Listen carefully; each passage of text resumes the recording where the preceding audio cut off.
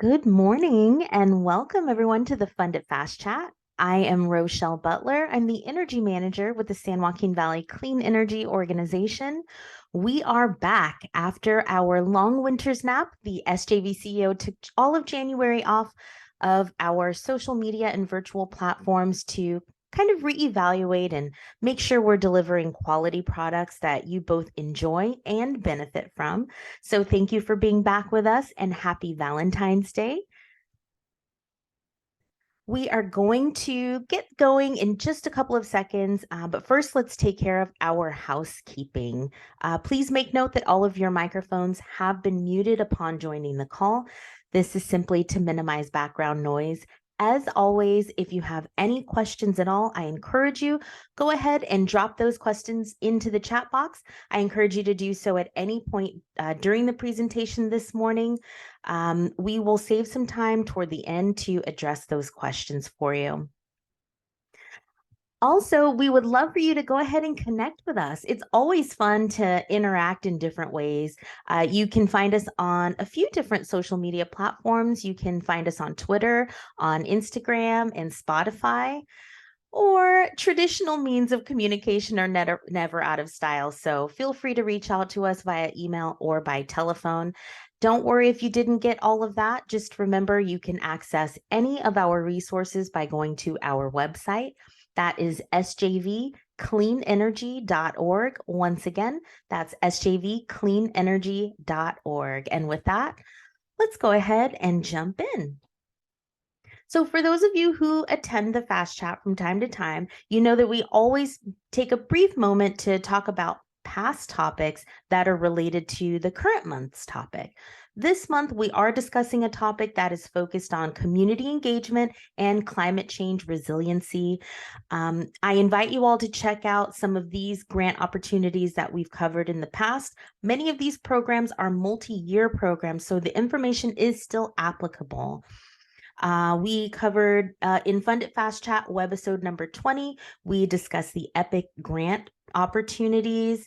Webisode number 26, the USDA Community Facilities Direct Loan Program. We have also discussed the Equitable Community Revitalization Grants Program. Fund It Fast Chat number 47, we talked about microgrids. I wanted to highlight this one because microgrids may be part of your project plan for the CRC. So that is definitely a related topic. We have also covered transformative climate communities, regional climate collaboratives, and the Integrated Climate Adaptation and Resiliency Program, or ICARP. So that was a mouthful. There is a wealth of information out there, so check it out. While you are over there checking out our YouTube page, don't be shy, y'all. Go ahead and give us a like and subscribe to our channel. This does help us out, but more importantly, it helps folks just like yourselves to find our content. All right, so let's dive in. A little bit of background information. So we've made it through the worst of COVID-19. However, this experience has brought to light many of our shortcomings as communities in our ability to deal with major public health and safety events.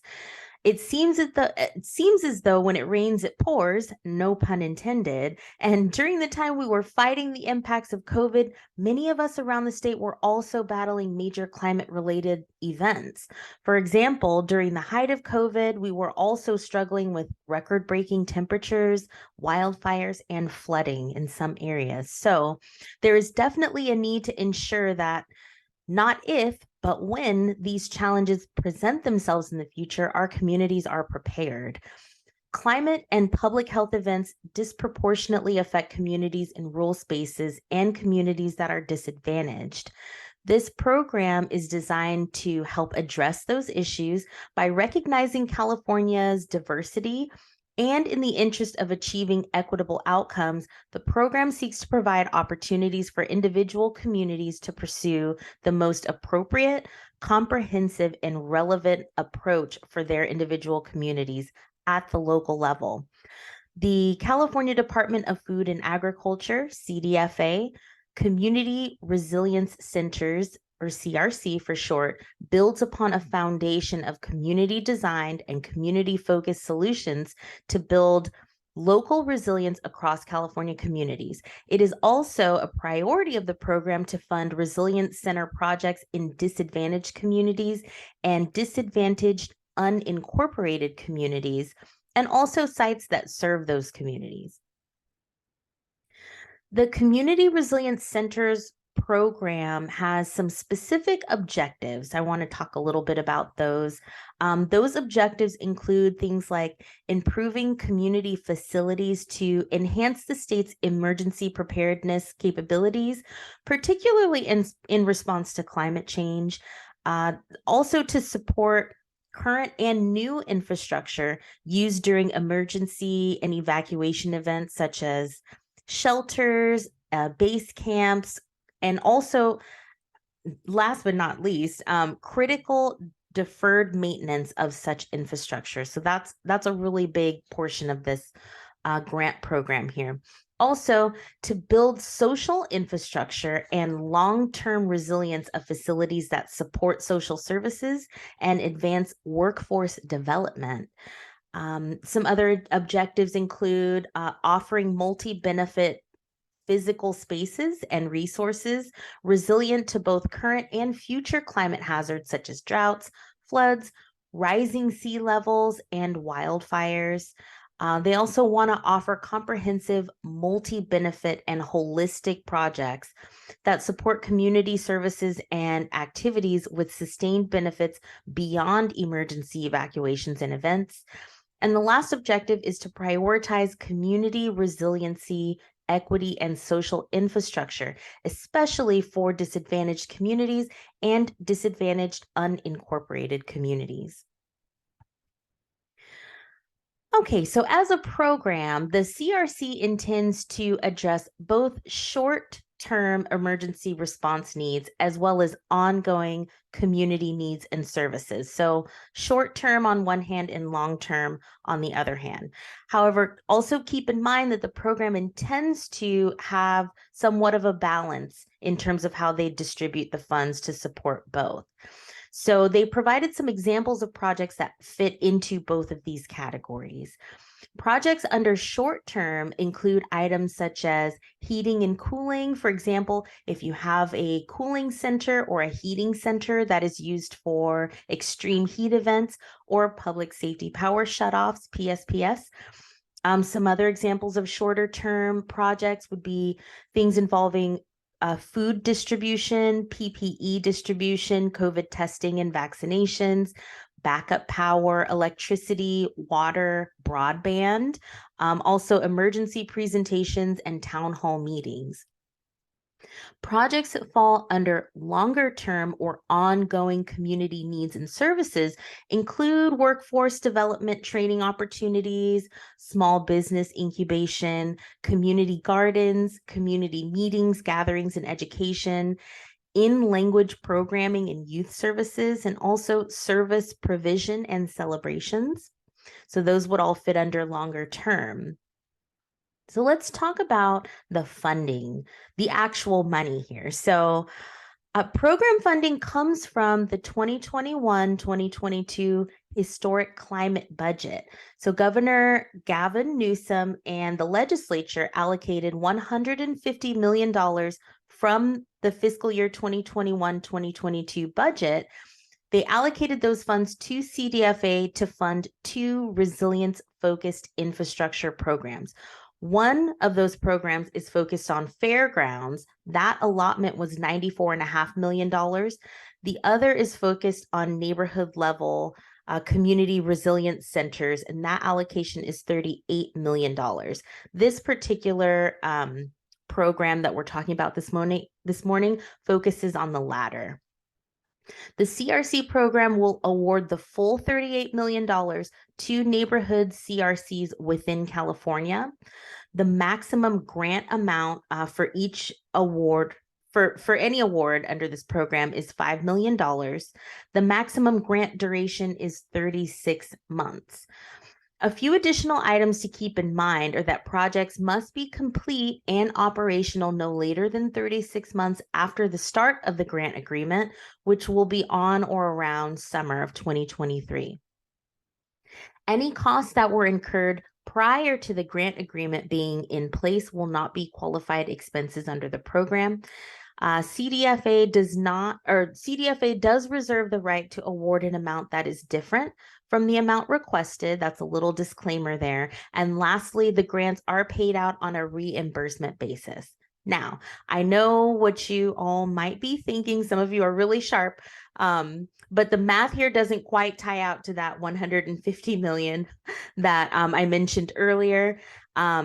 The 38 million and the 94.5 million equals 132.5 million. So before anyone asks the question, the literature did not explain where the other 17.5 million went. I am happy to do some additional research. However, for the purposes of this presentation, I focused on the CRC specific funding. So if you're really itching to know, just reach out. I'm happy to look into it for you.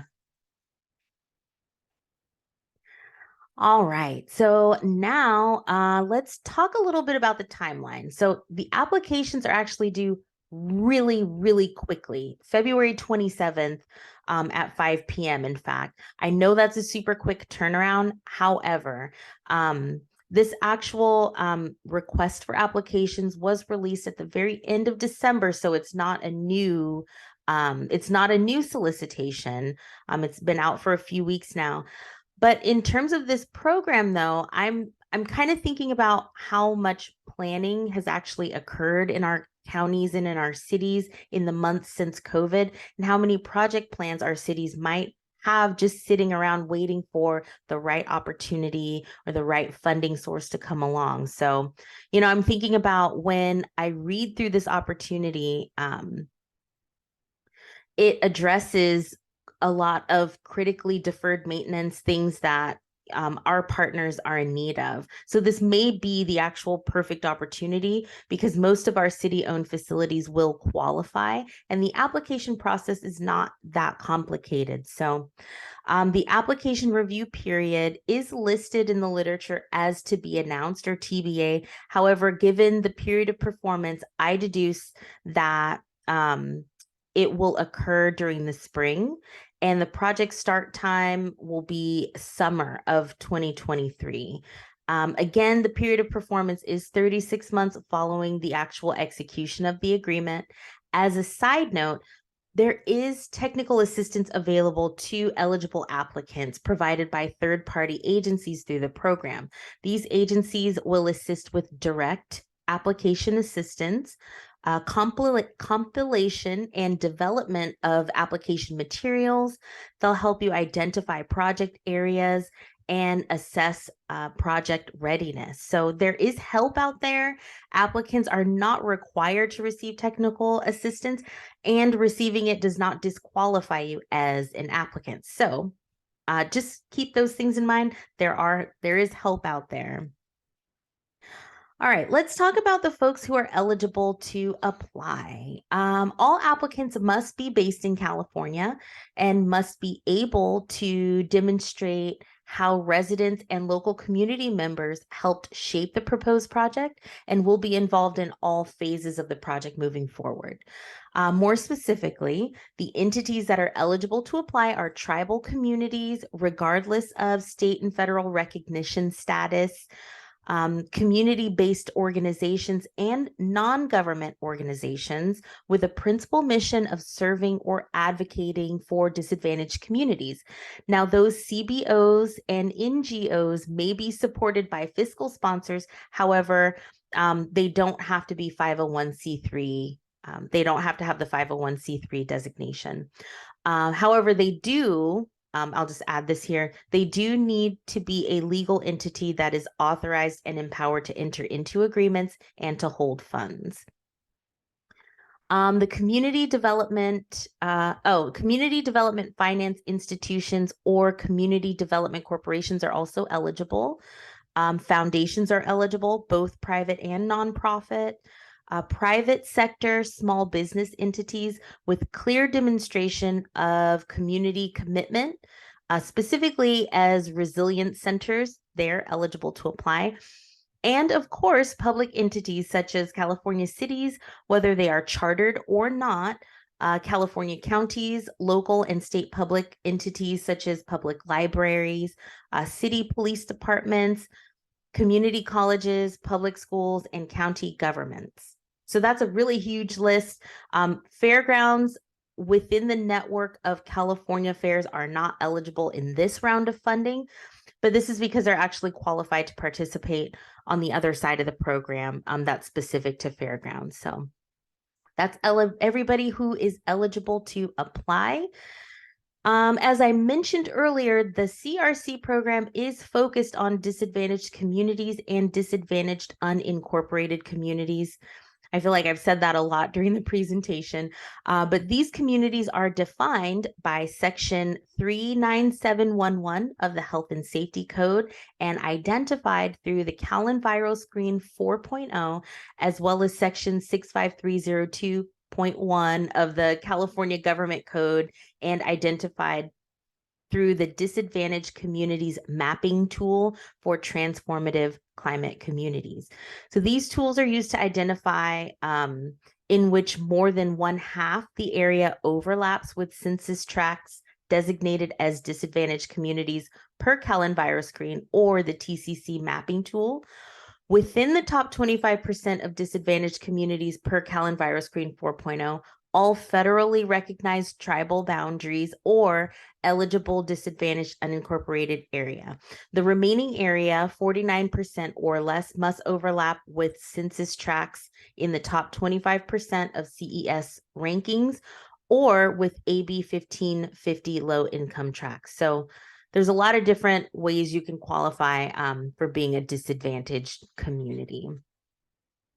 All right, so that is what I have for the CDFA Community Resilience Centers program for now. I'm going to pause here really quickly for questions.